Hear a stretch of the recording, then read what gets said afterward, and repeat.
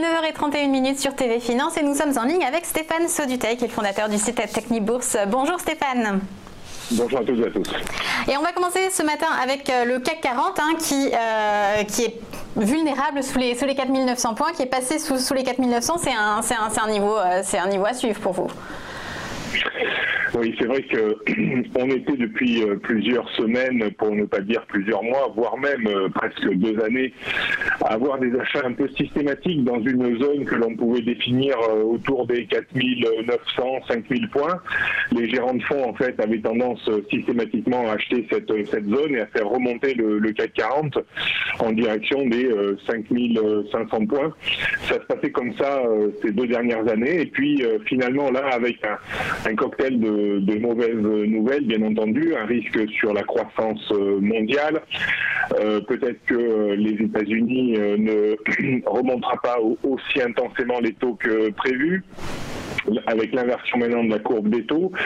Donc pas mal de choses qui inquiètent les investisseurs, la guerre commerciale bien entendu. Même s'il y a une trêve, les investisseurs voient toujours un peu plus loin que 3 mois sur les marchés financiers. Donc ils sont pas rassurés parce qu'ils se disent voilà, M. Trump, s'il n'y a pas un vrai accord, il est capable de remonter les tarifs douaniers et donc ça va remettre de l'huile sur le feu. Donc dans ces conditions, bien difficile de trouver des bonnes nouvelles. Alors la bonne nouvelle est plutôt du côté du dossier italien qui est plutôt, l'Italie est plutôt enclin à se conformer un petit peu aux exigences de Bruxelles et on a vu une détente sur le taux italien à 10 ans assez importante, mais finalement je dirais que c'est une petite tête d'épingle dans un océan d'ennui. Donc voilà, on a abandonné finalement cette zone que l'on croyait assez solide et pouvoir peut-être tenir jusqu'à la fin de l'année, cette zone 4900, 5000 points. Et là on est dessous, on est même sous les 4800 points à l'heure où on parle. Donc c'est pas très engageant, même si il faut quand même attendre peut-être la fin de l'année pour voir si on a une vraie confirmation de rupture de cette zone, parce que comme on implique quand même des supports de très longue échéance, c'est pas forcément une clôture jour, voire une clôture hebdomadaire qui signifie vraiment la mort de cette zone de support. Peut-être qu'on peut avoir finalement un petit effet de fun d'ici la fin de l'année. Alors je dis pas des bonnes nouvelles, mais des moins mauvaises nouvelles qui pourraient peut-être faire remonter un petit peu l'indice et finalement sauver peut-être in extremis au 31 décembre cette zone 4900, 5000 points, ce qui permettrait peut-être d'avoir une petite reprise technique de début d'année jusqu'aux 5200, 5250 points. Mais attention, si pour le coup on s'enfonce vraiment sous les niveaux actuels et qu'on continue à baisser, il faudra aller voir des supports suivants. Alors les supports suivants, c'est les 4700 bien entendu, et puis il y a un support important qui remonte à une longue période vers les 4550 points. Donc voilà, on commence à aller chercher des supports bien antérieurs à 2 ans, bon, ce qui est jamais hyper bon signe. Donc voilà, on a du mal à essayer de retrouver un petit peu l'optimisme, mais comme je vous le dis, il faudrait peut-être des moins mauvaises nouvelles à défaut de bonnes nouvelles. Autre marché sur lequel vous voulez nous apporter une analyse, c'est le Dow Jones, à moins 5% de baisse la semaine dernière. Est-ce que ça peut continuer cette semaine ? Écoutez, le Dow Jones reste également proche de niveaux qui sont très engageants à moyen terme.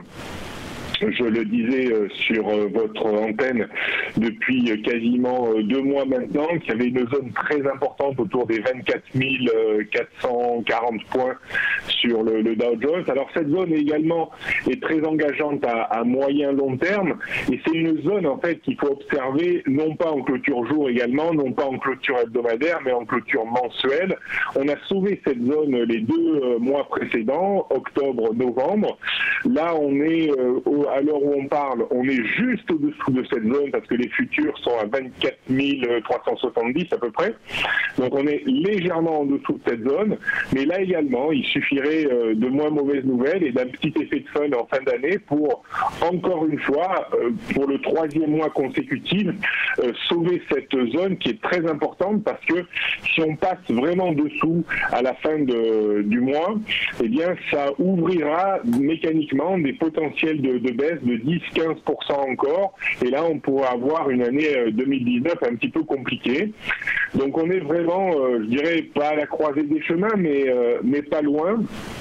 Et les investisseurs se demandent si, effectivement, tous les flots de bons résultats qu'on a eu ces derniers mois sur les entreprises américaines ne va pas commencer à se tarir avec la guerre commerciale, le ralentissement de la croissance économique, l'inversion de la courbe des taux. Tout ça, en fait, inquiète les investisseurs qui se disent, voilà, on a peut-être mangé notre pain blanc ces dernières semaines, et ils commencent à vendre pas mal d'actions. Hein. Regardez Apple, on a déjà quasiment perdu plus de 25% depuis le point haut. Donc, on commence à avoir des baisses qui se voient. Voilà. Et enfin, l'euro-dollar a un potentiel de rebond à 1,1426. Qu'est-ce qui pourrait amener ce potentiel de rebond et jusqu'à quel niveau ? Écoutez, le pétrole reste quand même, le dollar reste dans une situation pour moi à la reprise où je pense avoir un petit problème de caméra, non ? L'euro-dollar reste plutôt dans un scénario de reprise. Pour moi, je pense que la zone 1,12, 1,13 est devenue solide maintenant, et je pense que compte tenu du risque de non-relèvement rapide des taux de la Banque centrale américaine ou d'une modification de son timing, il y a fort à parier en fait que l'euro remonte sur des niveaux supérieurs. Alors là, il est sur un niveau assez important, autour des 1,1430. Si on commence à s'affranchir de ce niveau, à passer au-dessus, on pourra espérer une hausse en direction des 1,15, 1,1530, et peut-être qu'on pourra reparler des 1,18, alors peut-être pas immédiatement, mais un peu plus tard, peut-être dans l'année 2019. Donc je ne suis pas fondamentalement baissier sur l'euro-dollar comme beaucoup de mes confrères. Je pense qu'on va se rétablir plus ou moins rapidement, mais cette phase de reprise depuis 1,12 me plaît assez parce qu'on a pris son temps et on a bien étayé une hausse pour reprendre un petit peu de hauteur. Enfin, le pétrole, pour terminer, les observateurs ne sont qu'à moitié satisfaits de la baisse de la production. C'est ce que vous notez ce matin ?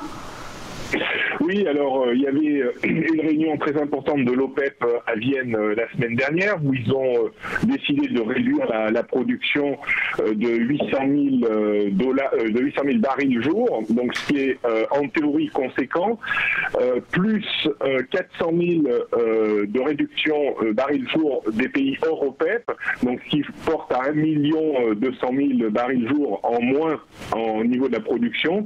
Mais les intervenants, en fait, et les observateurs attendaient plutôt 1,5 million. Donc c'est pour ça que le pétrole n'a pas énormément bougé. Il est remonté un petit peu par rapport à ses points bas. On évolue maintenant entre, disons, sur le WTI américain, entre 50 et 54 dollars. C'est son range. Est-ce qu'il va réussir à se stabiliser dans ce range pendant quelques semaines? C'est la mission. Attention, par contre, si on devait passer en dessous de 50 dollars le baril sur le WTI, là, on aura encore 10 ou 15 de chute à attendre pour cent. Par contre, si on avait une correction technique au-dessus de 54 dollars, je pense qu'on aurait du mal à regagner les 60 dollars. Donc j'ai l'impression que le pétrole quand même a été énormément marqué par cette baisse très importante ces dernières semaines, qu'il est en train d'essayer de penser un petit peu ses plaies. Les plaies sont encore bien ouvertes et je ne pense pas qu'il faille s'attendre à une reprise fabuleuse du pétrole, et je pense également qu'il ne faut pas s'attendre peut-être à une rupture immédiate des 50 dollars. Donc j'imagine bien le cours du pétrole dans les prochaines semaines se stabiliser et puis peut-être évoluer dans une bande large entre 50 et 60. Il a souvent pour habitude de consolider dans des zones de 10 dollars le pétrole. Donc entre 50 et 60, je pense que ça serait peut-être la voie qu'il va suivre dans les prochaines semaines. C'est noté. Merci beaucoup Stéphane Sauduteil. Je rappelle que vous êtes fondateur du site Technibourse.